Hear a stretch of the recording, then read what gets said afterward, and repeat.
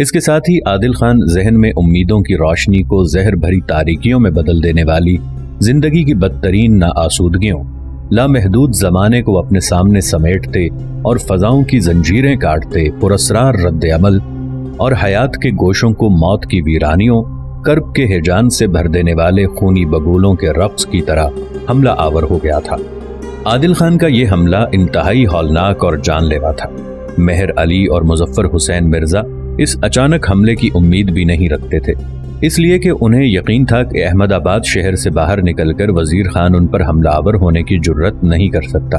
عادل خان کے اس طرح حملہ آور ہونے کے تھوڑی ہی دیر بعد وزیر خان بھی احمد آباد شہر سے آندھی اور طوفان کی طرح نکلا، اور پھر وہ بھی دشمن کے لشکر کے ایک حصے پر ساعتوں کی چوکھٹ پر دستک دیتی قضاؤں کی بے چینی، آسیب زدہ لمحوں میں ڈوبتے صبر اور استقلال کے رقص اور اوس کے موتیوں کی طرح منہدم کرتے خونی لمحوں کے بھنور کی طرح ٹوٹ پڑا تھا۔ ہولناکی کی شوریدہ اور آسیب زدہ فضاؤں اور تلواروں کے سایوں تلے نگاہوں کی تسکین، روحوں کی راحت، دل کے چپ دریچوں کا سکون درہم برہم ہونے لگا تھا۔ رقصاں ہوائیں، شادمان فضائیں غاروں کی بے نور تاریکیوں کا سما پیش کرنے لگی تھیں۔ گلاب چہروں، شہاب جبینوں پر اداس راستوں کے کرب کی کیفیت بڑی تیزی سے طاری ہونا شروع ہو گئی تھی۔ احمد آباد کے نواح میں دونوں لشکروں کے اس طرح ٹکرانے سے دشمنی کے خوفناک میدان میں فرزندان آدم کا لہو بیکار لاوے کی طرح بہنے لگا تھا۔ موت ہر ایک کو اپنے سامنے بوسیدہ پھٹے خیام اور ذلت آمیز الفاظ کی دلدل کی طرح زیر کرنے لگی تھی۔ عادل خان اور وزیر خان دونوں کے مقابلے میں اب بھی مہر علی اور مظفر حسین مرزا کے لشکر کی تعداد زیادہ تھی، اور انہیں امید تھی کہ وہ حملہ آوروں کو مار بھگائیں گے۔ لیکن جب عادل خان نے اپنے حصے کے لشکر کے ساتھ چیختی کرلاتی آندھیوں اور زندگی کو شکن شکن کرتے دکھ کے بے روک بگولوں کی طرح حملہ آور ہوتے ہوئے مہر علی اور مظفر حسین مرزا کے لشکر کی تعداد بڑی تیزی سے کم کرنا شروع کی، تب مہر علی اور مظفر حسین دونوں نے اندازہ لگا لیا کہ احمد آباد کے نواح میں شکست ان کا مقدر بن چکی ہے۔ اس کے بعد انہوں نے خود اپنی آنکھوں سے دیکھا کہ عادل خان اور وزیر خان نے ان کے لشکر کی اکثریت کو موت کے گھاٹ اتار دیا تھا، اور اب ان کے لشکر کی حالت بڑی تیزی سے بے عصمتی کی بدنام علامتوں، جہل و افلاس کی صداؤں اور فلاکتوں کے نشانات سے بھی زیادہ ہولناک ہونا شروع ہو گئی تھی۔ اپنے لشکر کی یہ حالت دیکھتے ہوئے مہر علی اور مظفر حسین مرزا نے یہ اندازہ لگا لیا تھا کہ اگر جنگ مزید جاری رہی تو ان کے سارے لشکریوں کا خاتمہ کر دیا جائے گا۔ چنانچہ شکست قبول کرتے ہوئے وہ بھاگ کھڑے ہوئے۔ عادل خان اور وزیر خان نے کچھ دور تک ان کا تعاقب کیا، اس کے بعد وہ احمد آباد کی طرف لوٹ آئے تھے۔ دوسری طرف مہر علی اور مظفر حسین مرزا ایک بار پھر بچ کر جونا گڑھ کی طرف بھاگ نکلے۔ تعاقب ترک کر کے عادل خان اور وزیر خان دونوں احمد آباد کے نواح میں اپنے زخمیوں کی دیکھ بھال کرنے لگے۔ اس کے بعد عادل خان کو پکڑ کر وزیر خان ایک جگہ بیٹھ گیا، پھر انتہائی سنجیدگی میں اس کی طرف دیکھتے ہوئے کہنے لگا، عادل خان میرے بھائی، کیا ہماری بہن کملا دیوی اور رتن کماری کا کچھ پتہ چلا؟ وزیر خان کے اس سوال پر عادل خان بالکل بجھ کر رہ گیا تھا۔ اداسیاں اور افسردگیاں اس کے چہرے پر ہجوم کر آئی تھیں، لیکن جلد ہی اس نے اپنے آپ کو سنبھالا اور کہنے لگا، ابھی تک ان کے متعلق کچھ پتہ نہیں چلا، تاہم ہمارے کچھ آدمی بڑی تیزی اور بڑی سرگرمی کے ساتھ نہ صرف ان کی تلاش اور جستجو میں ہیں، بلکہ بھیر نارائن اور چندر سین کو بھی تلاش کرنے کی کوشش کر رہے ہیں، اس لیے کہ کملا دیوی اور رتن کماری پر جو کچھ بھی بیتی ہے وہ اس بھیر نارائن اور چندر سین ہی کی وجہ سے ہے۔ میں سارے معاملے کی تحقیق کر چکا ہوں۔ اس کے بعد عادل خان نے اپنے ایک نائب مشیر خان کو دہلی بھیجنے اور خود ایمن آباد جا کر معلومات حاصل کرنے کی تفصیل کہہ دی۔ ساری تفصیل جاننے کے بعد وزیر خان کچھ اداس اور افسردہ ہو گیا تھا۔ کچھ دیر خاموشی رہی، اس کے بعد وزیر خان نے پھر عادل خان کو مخاطب کیا، پتہ نہیں وہ دونوں بہنیں اب زندہ بھی ہیں یا بھیر نارائن اور چندر سین دونوں نے انہیں قتل کر دیا ہے۔ میرا اندازہ ہے کہ بھیر نارائن اور چندر سین کے علاوہ اس کام میں کچھ اور لوگ بھی ملوث ہیں۔ بہرحال جس روز بھیر نارائن اور چندر سین ہمیں مل گئے، ان کے جو دیگر ساتھی حمایتی اور گماشتے ہیں ان سے بھی خوب نمٹا جائے گا اور کسی کو زندہ نہیں رہنے دیا جائے گا۔ عادل خان جب خاموش ہوا تو پہلے جیسے فکر انگیز لہجے میں وزیر خان پھر بول اٹھا، مجھے اڑتی اڑتی خبر ملی ہے کہ شہنشاہ نے مجھے سرنال کی حکمرانی سے علیحدہ کر کے شہاب الدین احمد خان کو، جو اس وقت مالوا کا حاکم ہے، سرنال کی حکومت سپرد کر دی ہے۔ جواب میں عادل خان نے پہلے اسبات میں گردن ہلائی، ساتھ ہی کہنے لگا، وزیر خان تم نے درست سنا ہے، شہاب الدین احمد خان کے لیے احکامات جاری ہو چکے ہیں، اور وہ صرف سرنال کا حاکم ہی نہیں ہوگا بلکہ اکبر کی طرف سے وہ پورے صوبہ گجرات کا ایک طرح سے وائس رائے مقرر کر دیا گیا ہے۔ میرے خیال میں شہنشاہ تمہیں کسی اور علاقے کی حاکمیت سپرد کر دے گا، اس لیے کہ گجرات میں مظفر حسین مرزا اور مہر علی کی وجہ سے جو حالات خراب ہوئے تھے اور لوگوں کا جانی اور مالی نقصان ہوا ہے، اس کو سامنے رکھتے ہوئے شہنشاہ نے یہ کارروائی کی ہے۔ وزیر خان، میرے بھائی، میں اپنے لشکر کے ساتھ صرف 2 راتیں یہاں قیام کروں گا، اس کے بعد اپنے لشکر کو لے کر فتح پور سیکری کا رخ کروں گا۔ تم شہاب الدین احمد خان کی آمد تک یہیں قیام کرو، ساتھ ہی یہ بھی انتظار کرو کہ شہنشاہ اب تمہیں کس علاقے کا حاکم مقرر کرتا ہے۔ اس کے ساتھ ہی دونوں بھائی اٹھ کھڑے ہوئے، لشکریوں کی دیکھ بھال کے علاوہ ان کے کھانے کا اہتمام کرنے لگے تھے۔ عادل خان نے اپنے لشکر کے ساتھ 2 دن احمد آباد کے نواح میں گزارے، اس کے بعد وہ فتح پور سیکری کی طرف کوچ کر گیا تھا۔ عادل خان کے ہاتھوں مہر علی اور مظفر حسین کی بدترین شکست اور دونوں کے جنوب کی طرف بھاگ جانے کے باعث گجرات کے حالات قطعی طور پر درست ہو گئے تھے، لہٰذا گجرات کی طرف سے اکبر کو کسی قدر اطمینان حاصل ہوا۔ ان حالات کو سامنے رکھتے ہوئے اکبر نے 2 کام کرنے کا فیصلہ کیا۔ پہلا یہ کہ کابل میں وہاں کے حاکم اور اپنے بھائی مرزا حکیم کو اپنا مطیع اور فرمانبردار بنانے پر مجبور کرنا چاہا۔ دوسرے یہ کہ کشمیر کے حاکم کو بھی اس نے فرمانبردار بنا کر مغل سلطنت میں شامل کرنے کا تہیہ کر لیا تھا۔ اپنے ان ارادوں کی تکمیل کے لیے اکبر نے سب سے پہلے کابل میں اپنے بھائی مرزا حکیم کے نام ایک سفارت کے ذریعے مطالبہ کیا کہ وہ فوری طور پر اکبر کی مکمل اطاعت کرے۔ ساتھ ہی اس نے دوسری سفارت کشمیر کے حاکم علی شاہ کی طرف روانہ کی اور اسے بھی مغل سلطنت کا مطیع اور فرمانبردار بننے کی تلقین کی، لیکن ان دونوں سفارتوں میں اکبر کو کوئی کامیابی نصیب نہ ہوئی۔ کابل میں اکبر کا بھائی مرزا حکیم اپنی خود مختاری چاہتا تھا، جبکہ کشمیر کا حاکم علی شاہ بھی، جس کے اسلاف نے کسی دور میں بھی تخت دہلی کی برتری اور اطاعت کو قبول نہیں کیا تھا، اکبر کے اس مطالبے کو تسلیم کرنے پر تیار نہ تھا۔ کشمیر کا معاملہ تو حل ہوتے ہوتے خراب ہو گیا، اس لیے کہ اکبر کے سفارت بھیجنے کے کچھ عرصے بعد کشمیر کا حکمران علی شاہ وفات پا گیا۔ چنانچہ اس کے بعد اس کا لڑکا یوسف تخت نشین ہوا، لیکن ایک درباری جس کا نام لوہار چک تھا اور وہ یوسف کا رشتہ دار بھی تھا، اس نے یوسف کو تخت سے معزول کر کے حکومت اپنے ہاتھ میں کر لی تھی۔ چنانچہ یوسف لوہار چک کے خلاف مدد حاصل کرنے کے لیے کشمیر سے نکل کر اکبر کے پاس پہنچا اور لوہار چک کے خلاف مدد کی درخواست کی۔ چنانچہ یوسف کی درخواست پر اکبر نے فیصلہ کیا کہ یوسف کی مدد کرتے ہوئے اسے کشمیر کے تخت پر بحال کر دیا جائے۔ اس طرح اکبر چاہتا تھا کہ بغیر لڑے ہی یوسف کی وجہ سے کشمیر اس کی عملداری میں شامل ہو جائے۔ دوسری طرف کشمیر کے لوگوں کو خطرہ تھا کہ اگر یوسف مغل لشکر کے ساتھ کشمیر میں داخل ہوا تو ریاست میں بڑی خونریزی ہوگی، ساتھ ہی ریاست ہاتھ سے جاتی رہے گی، مغلوں کے تحت ہو جائے گی۔ لہٰذا انہوں نے تیز رفتار قاصد یوسف کی طرف دہلی بھجوائے اور اسے یقین دلایا کہ اگر وہ تنہا کشمیر لوٹ آئے تو اس کو ہر قسم کی مدد باہم پہنچائی جائے گی۔ یوسف نے اس پیشکش کو قبول کر لیا۔ چنانچہ وہ دوبارہ کشمیر گیا۔ جن لوگوں نے اسے بلایا تھا انہوں نے اس کے لیے ایک خاصا بڑا لشکر مہیا کیا۔ اس لشکر کے ساتھ یوسف لوہار چک سے ٹکرایا، اسے شکست دی۔ اس طرح اکبر کی مدد کے بغیر یوسف دوبارہ کشمیر کے تخت و تاج کا مالک بن گیا اور یوں کشمیر کو اکبر کی حکومت میں شامل کرنے کا ایک موقع ہاتھ سے نکل گیا۔ اب اکبر نے فیصلہ کیا کہ وہ نہ صرف کشمیر پر حملہ آور ہوگا بلکہ ایک لشکر لے کر کابل کا رخ کرے گا اور اپنے بھائی حکیم مرزا کو ہر صورت اپنے سامنے زیر کرنے کی کوشش کرے گا۔ لیکن اکبر کے اسلام سے ہٹ جانے اور اسلامی اقدار کا ٹھٹھا اور مذاق اڑانے کی وجہ سے حالات اکبر کے خلاف ہونا شروع ہو گئے تھے۔ اکبر چونکہ اپنا دین، جسے اس نے دین الہی کا نام دینے کا فیصلہ کیا تھا، جاری کرنے کا تہیہ کر چکا تھا اور یہ خبریں لوگوں کے کانوں تک بھی پہنچنا شروع ہو گئی تھیں، لہٰذا لوگ اکبر سے نالاں دکھائی دینے لگے تھے۔ اسی دوران مختلف سمتوں سے اکبر کو بری خبریں ملیں۔ پہلی بری خبر جو اکبر کو ملی وہ یہ تھی کہ عبداللہ ازبک، جو کبھی اکبر کا ایک مانا ہوا اور سب سے زیادہ جانباز اور فداکار جرنیل تھا اور اکبر کے غلط رویے کی وجہ سے وہ دریائے نرمدا کے اس پار بھاگ گیا تھا، وہاں سے بھی اس نے فرار اختیار کیا اور پنجاب سے ہوتا ہوا بدخشاں جا پہنچا۔ وہاں اس نے اپنا اثر و رسوخ استعمال کرتے ہوئے ازبیکوں کا ایک بہت بڑا لشکر تیار کر لیا تھا۔ چنانچہ بدخشاں شہر پر وہ حملہ آور ہوا، شہر پر اس نے قبضہ کر لیا۔ اس طرح بدخشاں پر قبضہ کر کے عبداللہ ازبک بڑی تیزی سے اپنی طاقت اور قوت میں اضافہ کرنے لگا۔ یہ خبر یقیناً اکبر کے لیے ناپسندیدہ اور فکر مندی کی تھی، لیکن وہ فی الفور عبداللہ ازبک کے خلاف اس طرح حرکت میں نہ آ سکا جس طرح وہ کشمیر اور اپنے بھائی حکیم مرزا کے خلاف نہ اٹھ سکا تھا، اس لیے کہ اسلام سے اس کے منحرف ہونے کی خبریں جگہ جگہ پھیلنے لگیں۔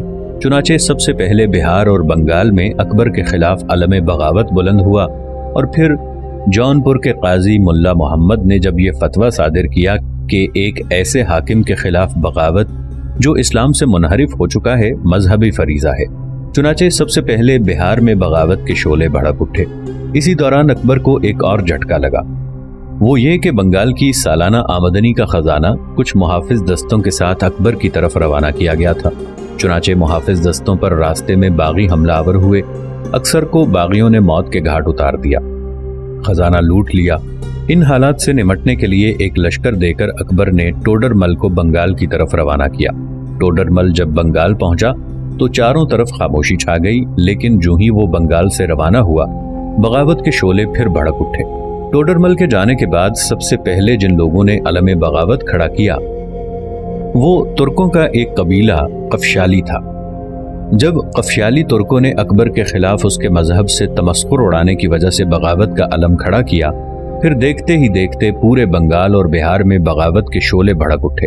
اس پر مستداد یہ کہ قفشالی ترکوں نے اکبر کو اپنا شہنشاہ ماننے سے انکار کر دیا، اور انہوں نے اکبر کے بھائی حکیم مرزا کو جو اس وقت کابل میں مقیم تھا اپنا حکمران تسلیم کر لیا۔ اسی دوران ایک شخص مظفر خان مرزا جو اکبر کا حامی تھا اور اس کے لیے کام کر رہا تھا، اس نے باغی ترکوں سے وعدہ کر لیا کہ اکبر کی طرف سے حال ہی میں جو اصلاحات کی گئی ہیں انہیں کسی صورت نافذ نہ کیا جائے۔ دراصل ایسا کر کے مظفر خان قفشالی ترکوں کے خلاف ایک سازش تیار کر رہا تھا، اور وہ چاہتا تھا کہ اس بہانے قفشالیوں کو ملا کر ان کا ایک بہت بڑا اجلاس طلب کرے، اور اس اجلاس کے دوران ہی سارے قفشالی رہنماؤں کو موت کے گھاٹ اتار دیا جائے۔ جب قفشالی ترکوں کو اکبر کے ہمنوا مظفر خان مرزا کی اس سازش کا علم ہوا تو انہوں نے مظفر خان کے آدمیوں کو قتل کر کے مظفر خان کو ٹانڈا میں محصور کر لیا اور آخر اسے گرفتار کر کے موت کے گھاٹ اتار دیا۔ اس کے بعد بہار اور بنگال دونوں صوبوں کے باغی تلیا گڑھی کے قریب جمع ہوئے۔ یہاں جمع ہونے کے بعد انہوں نے باہم فیصلہ کیا، اور فیصلے کے نتیجے میں باغیوں نے اکبر کی بجائے کابل میں مقیم اس کے بھائی محمد حکیم مرزا کے نام سے خطبہ پڑھنے کا اہتمام کیا۔ یہ حالات جاننے کے بعد اکبر بڑا برہم ہوا، اس لیے کہ وہ تو 3 قوتوں کے خلاف حرکت میں آنا چاہتا تھا، ایک کشمیر، دوسرے کابل میں مقیم اپنے بھائی حکیم مرزا، اور تیسرا عبداللہ ازبک۔ چنانچہ بہار اور بنگال کی ان بغاوتوں کو دیکھتے ہوئے اکبر نے ایک بہت بڑا لشکر ٹوڈر مل کی سرکردگی میں دیا اور اسے باغیوں پر حملہ آور ہونے کے لیے روانہ کیا۔ دوسری طرف باغی قوتوں کو خبر ہوئی کہ ایک بہت بڑا لشکر لے کر ٹوڈر مل ان کی طرف آ رہا ہے، تو انہوں نے پہلے جیسا رویہ اختیار کیا اور بالکل خاموشی اختیار کر لی۔ ٹوڈر مل جب بنگال اور بہار پہنچا اور اس نے باغیوں کے خلاف عملی قدم اٹھانا شروع کیا، تب باغیوں نے بھی جوابی کارروائی کرتے ہوئے ٹوڈر مل کو جگہ جگہ سے پسپا ہونے پر مجبور کر دیا، اور نتیجہ یہ نکلا کہ ٹوڈر مل اپنی اور اپنے ساتھیوں کی جان بچانے کے لیے مونیگر کے قلعے میں پناہ لینے پر مجبور ہوا۔ اس کے ایسا کرنے سے باغیوں کے حوصلے بلند ہوئے اور انہوں نے آگے بڑھ کر مونیگر کا محاصرہ کر لیا۔ اکبر کو جب ٹوڈر مل کی پسپائی اور مونیگر میں محصور ہونے کی خبریں ملی تب وہ بڑا فکر مند ہوا۔ چنانچہ اس نے ایک اور بہت بڑا لشکر خان اعظم کی کمانداری میں ٹوڈر مل کی مدد کے لیے روانہ کیا۔ چنانچہ باغی قوتوں کو جب خبر ملی کہ ٹوڈر مل کی مدد کے لیے ایک اور بہت بڑا لشکر خان اعظم کی سرکردگی میں بنگال کا رخ کیے ہوئے ہے، تو باغیوں نے مونیگر کا محاصرہ ترک کر دیا اور ادھر ادھر منتشر ہوتے ہوئے انہوں نے خاموشی اختیار کر لی۔ ٹوڈر مل اور خان اعظم یہ سمجھے کہ بس اب باغی خاموش ہو گئے ہیں اور کوئی جوابی کارروائی نہیں کریں گے، لیکن باغی اچانک آتش فشاں اور جوالا مکھی کی طرح پھٹ پڑے اور جگہ جگہ انہوں نے اپنی کارروائیاں شروع کر دی۔ اس صورتحال کو سامنے رکھتے ہوئے خان اعظم کے ساتھ اکبر کا ایک سالار معصوم خان آیا۔ چنانچہ معصوم خان لشکر کے ایک حصے کے ساتھ حرکت میں آیا، باغیوں پر حملہ آور ہوا۔ بہار پر قبضہ کرنے کے بعد اس نے پٹنہ کا محاصرہ کر لیا۔ اس طرح وقتی طور پر معصوم خان نے باغیوں کو منتشر کر کے پیچھے ہٹنے اور پسپا ہونے پر مجبور کر دیا۔ ستمبر کے مہینے تک ٹوڈر مل، خان اعظم اور معصوم خان یہی سمجھنے لگے کہ اب بہار اور بنگال میں امن قائم ہو گیا ہے اور بغاوت کے جراثیموں کا مکمل طور پر خاتمہ کر دیا گیا ہے۔ لیکن حقیقت یہ تھی کہ بغاوت کے جراثیم اب بھی موجود تھے۔ پھر وقت کی ستم ظریفی اور اکبر کی بدقسمتی کے حالات نے اچانک یہ پلٹا کھایا کہ وہی معصوم خان جو اکبر کے بہترین سالاروں میں تھا اور جو اکبر کے لشکر کے ایک حصے کی کمانداری کر رہا تھا اور جس نے باغیوں کو شکست سے دوچار کیا تھا، اچانک اس نے اکبر کے مذہب کے متعلق رویے سے تنگ آ کر اپنی وفاداریاں اکبر سے ختم کرنے کے بعد جونپور کا رخ کیا۔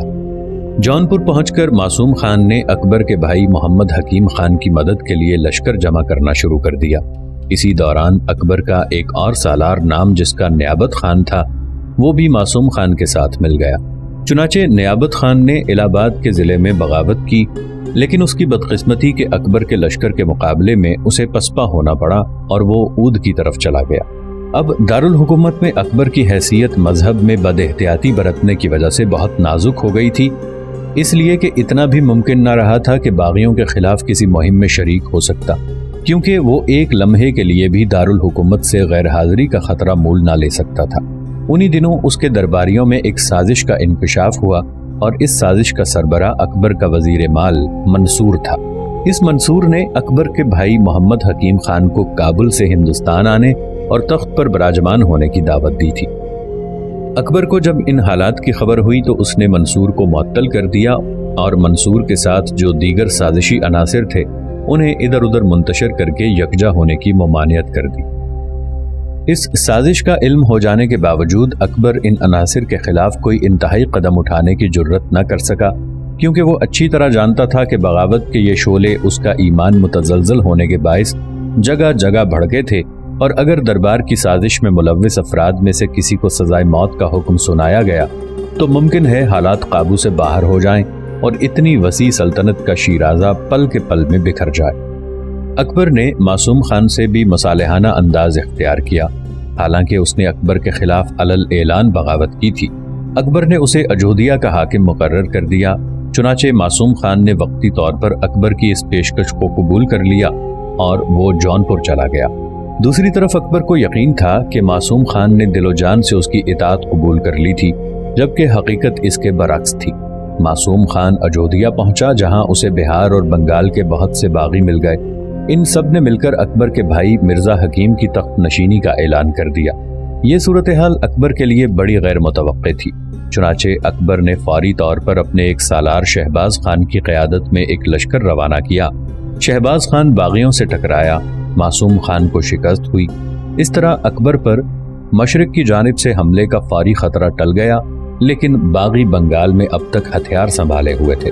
جب بہار اور بنگال میں کسی قدر امن بحال ہو گیا، تب اکبر نے فیصلہ کیا کہ فی الحال بدخشاں میں جو عبداللہ ازبک قوت پکڑ رہا ہے اسے فراموش کر دے۔ سب سے پہلے اپنے بھائی محمد حکیم مرزا اور کشمیر کا مسئلہ حل کرنے کی کوشش کرے۔ چنانچہ سب سے پہلے اکبر نے اپنے بھائی حکیم مرزا سے نمٹنے کا فیصلہ کیا۔ ایک بہت بڑا لشکر لے کر اکبر فتح پور سیکری سے روانہ ہوا۔ منصور خان جو اس سے پہلے اکبر کے خلاف بغاوت کر چکا تھا، اسے اکبر نے معافی دے کر اس کے سابقہ عہدے پر بحال کر دیا تھا، اور اس موقع پر وہ اکبر کے لشکر میں ایک سالار کی حیثیت سے شامل تھا۔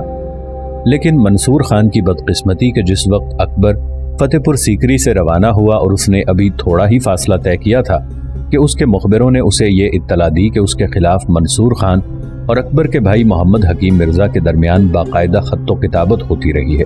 یہ خط و کتابت اب بھی جاری ہے، جس کے ذریعے اکبر کو ہٹا کر محمد حکیم مرزا کو ہندوستان کا شہنشاہ بنانا مقصود ہے۔ گو اکبر اس سے پہلے منصور خان کو اس کے بغاوت کھڑی کرنے کے باوجود معاف کر چکا تھا اور اسے اس کے عہدے پر بحال کر دیا گیا تھا، لیکن جب مخبروں نے نیا انکشاف کیا اور ساتھ ہی محمد حکیم مرزا منصور خان کے کچھ خطوط بھی اکبر کے سامنے پیش کر دیے، تب اکبر نے فیصلہ کیا کہ اگر معاملہ اس قدر بڑھ جانے کے باوجود بھی منصور خان کے خلاف کوئی کارروائی نہ کی تو اس سے باغیوں کے حوصلے بڑھ جائیں گے اور وہ اکبر کے لیے نہ ختم ہونے والے مسائل کھڑے کر دیں گے۔ ان حالات کو سامنے رکھتے ہوئے اکبر نے منصور خان کو تھانیسر کے مقام پر پھانسی دے دی تھی۔ دوسری طرف حکیم مرزا کی بھی بڑی عجیب حالت تھی۔ اسے یہ خبریں پہنچ رہی تھیں کہ اکبر چونکہ اسلام سے انحراف کر رہا ہے اور اس کے انحراف کی وجہ سے ہندوستان کی بڑی بڑی قوتیں نہ صرف اس کے خلاف ہو چکی ہیں بلکہ اسے تخت و تاج سے ہٹا کر محمد حکیم مرزا کو اپنا شہنشاہ بنانا چاہتی ہیں